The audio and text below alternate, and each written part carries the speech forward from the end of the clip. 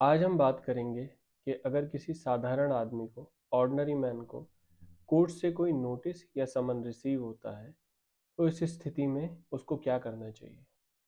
साधारण आदमी से मतलब ये है कि जो जॉब करता है, जो सुबह 10 बजे निकलता है, शाम को 5 बजे आ जाता है, 8 बजे आ जाता है, उसको कोर्ट कचहरी जाने का बिल्कुल भी मन नहीं है और वो नहीं जाना चाहता है।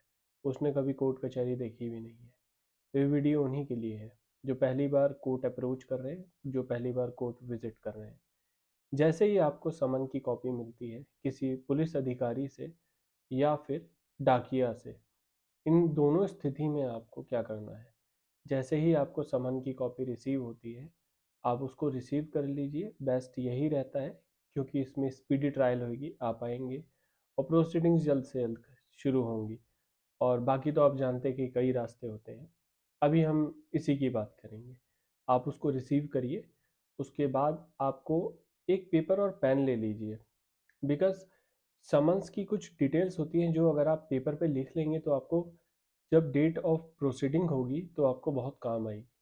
सबसे पहली चीज़, समन पे देखिए कि किस मैजिस्ट्रेट या जज ने आपको वो समन भेजा है। उस जज का नाम लिखिए। पॉइंट नंबर 2 में उसका कमरा नंबर लिख लीजिए। पॉइंट नंबर 3 में लिख लीजिए कि किस डेट पे आपको बुलाया गया है और किस टाइम आपको बुलाया गया है। वो दोनों चीज़ें समन्स पे लिखा होता है। चौथी चीज़, आप ये मेंशन करिए, ये लिखिए कि आपको डायरेक्शन क्या है, कि आपको उपस्थित होने का डायरेक्शन है या एज अ विटनेस बुलाया गया है। उसको लिख लीजिए, उसमें आपको काफ़ी बेनिफिट होगा। मैंने ये 4 पॉइंट्स आपको इसलिए लिखवाए हैं, या फिर जो अगर आपने नोट नहीं करें फिर भी कर लीजिए क्योंकि ये आपको बेनिफिट ही करेंगे। लिखवाने का कारण ये है कि कई बार जो क्लाइंट्स थे उन्होंने हमको रिपोर्ट ये किया उनके वारंट इशू हो जाने के बाद कि वो घर से तो निकले थे तैयार होके, कोर्ट पहुंचे भी थे, पर उनके खिलाफ वारंट हो गए क्योंकि वो पहुंच नहीं पाए कोर्ट, उनको कोर्ट नहीं मिल पाया। तो इस स्थिति में ये बहुत सिंपल चीज़ है, बहुत बेसिक है और बहुत इम्पॉर्टेंट भी है। अगर आप इसको नोट कर लेंगे तो ये आपको बहुत फ़ायदा करेगा। उसके बाद हम बात करते हैं डेट ऑफ हियरिंग का, जिस दिन के लिए आपको बुलाया गया है। आप निकलिए। मैं एडवाइस यही करूँगा कि आप उस दिन फॉर्मल्स पहनिए। जज पे, मैजिस्ट्रेट पे अच्छा इंप्रेशन पड़ता है। आप कोर्ट पहुँचिए। वहाँ पर सबसे पहली चीज़ आप ये देखेंगे कि उस कोर्ट के सामने कॉज लिस्ट लगी होती है। मैं यहाँ दिल्ली की बात कर रहा हूँ, दिल्ली में ऐसा ही होता है। बाकी और स्टेट्स में प्रोसीजर अलग होता है। जैसे यूपी में आपको अंदर जाके पता करना होता है कोर्ट में, उनकी लिस्ट अंदर होती है। दिल्ली में बाहर लिस्ट होती है। आप दोनों स्थिति में ऐसे कर सकते हैं कि बाहर, दिल्ली में बाहर जाके कॉज लिस्ट देख सकते हैं और यूपी या फिर और किसी स्टेट में अंदर जाके पता कर सकते हैं। जैसे ही आप ऊपर देख उसमें कॉज लिस्ट में देखते हैं तो आप टॉप पर देखेंगे कि वो किस डेट के लिए कॉज लिस्ट लगाई गई है। कभी कभार क्या होता है कि जो कॉज लिस्ट है वो उस डेट की नहीं होती है, वो येस्टरडे की होती है, बीते हुए कल की। तो उस स्टेज में क्या होता है कि आप देखते हैं कि मेरा तो नाम ही नहीं है कॉज लिस्ट में, मेरा मैटर ही नहीं है, आप परेशान हो जाते हैं।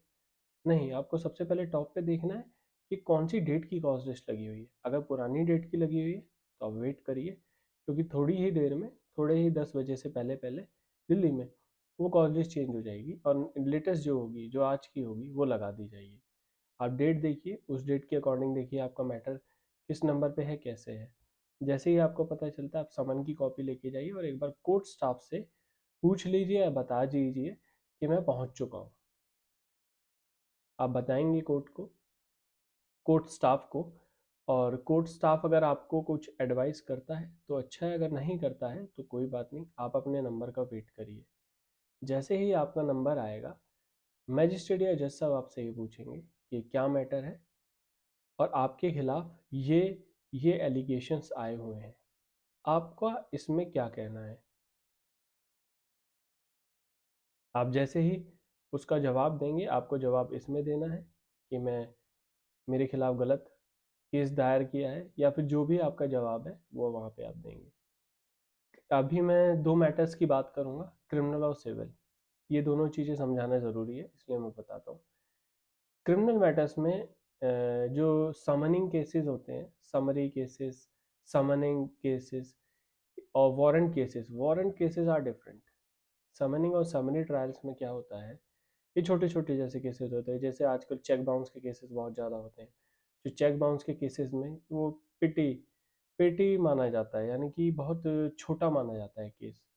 वो उसकी पनिशमेंट इतनी ज़्यादा नहीं है, उसका सिविल नेचर भी होता है साथ में।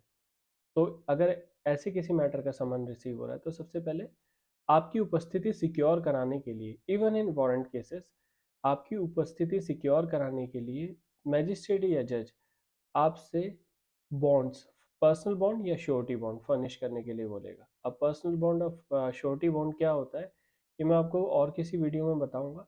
पर बेसिकली ये होता है कि फर्स्ट डेट पे कोर्ट ये आपसे एक्सपेक्ट करता है कि आप फर्निश करें पर्सनल बॉन्ड या फिर श्योरिटी बॉन्ड, ताकि आप अगली डेट पे उपस्थित हो पाए। अगर आपने कोई एडवोकेट हायर कर लिया है तो बेस्ट रहेगा। उसका बेस्ट होने का कारण ये है कि आपको किसी भी चीज़ की चिंता करने की ज़रूरत नहीं है। एडवोकेट अपने आप से सब कुछ हैंडल कर लेंगे। इवन इन सम सर्कमस्टेंसेस आपको अपीयर होने की भी ज़रूरत नहीं होती। Advocate is authorise to appear on your behalf. Advocate भी आपकी पक्ष रख सकते हैं, बस उसको आपको ऑथोराइजेशन देनी होती है।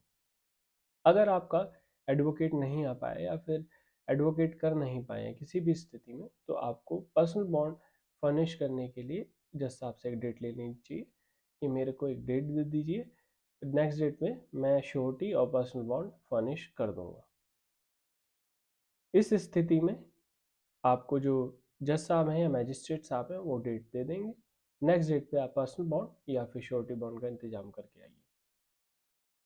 अब हम बात करते हैं दूसरे तरीके की समन्स की, यानी कि अगर आपको समन करके एज अ विटनेस बुलाया गया है। इसमें कोई प्रोविज़न नहीं होता है कि कुछ हार्ड एंड फास्ट रूल होगा, कुछ गंभीर चीज़ें नहीं होती हैं। आपको एज अ विटनेस अगर बुला लिया गया है किसी केस में, तो आपकी गवाही के लिए बुलाया है। उस केस में भी आपको मोस्ट प्रोबेबली ऐसे ही करना है। आपको कोर्ट आना है और अपनी प्रेजेंस मार्क जरूर करानी है। आप कोर्ट स्टाफ को बताएंगे कि मेरी प्रेजेंस मार्क कर लीजिए, मैं इस मैटर में आया हुआ हूँ। अपनी आंखों से देखिए कि आपका नाम लिखा जाएगा कि एज अ विटनेस वो आ गया है। रजिस्टर में आपका नाम लिखा जाएगा, उसको आप नोट कर लीजिए।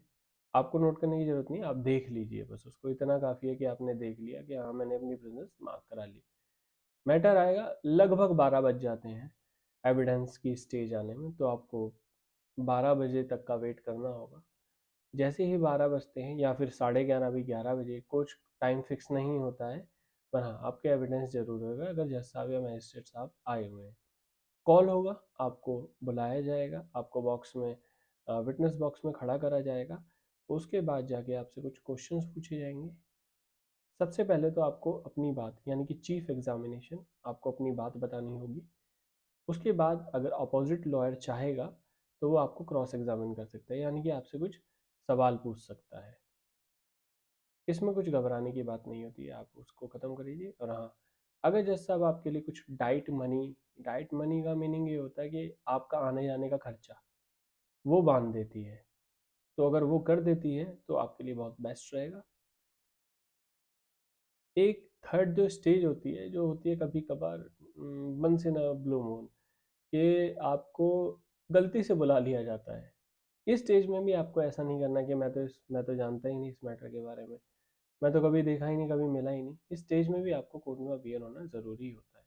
अपनी प्रेजेंस मार्क कराइए कि मेरे को ऐसे ही बुला लिया गया है। Yes, it is acting, but as a civilised person it is your duty. आपकी ड्यूटी बनती है, आपका कर्तव्य बनता है कि आप पुलिस और कोर्ट की सहायता करें। अगर आपको अननेसेसरी मिल जाता है कोई समन, तो उसमें परेशान होने की या फिर क्रिटिसाइज आलोचना करने की ज़रूरत नहीं होती है। आप कोर्ट जाइए और उसको बताइए, because it is your duty as you are a civilised person. It is your duty to inform और असिस्ट द कोर्ट।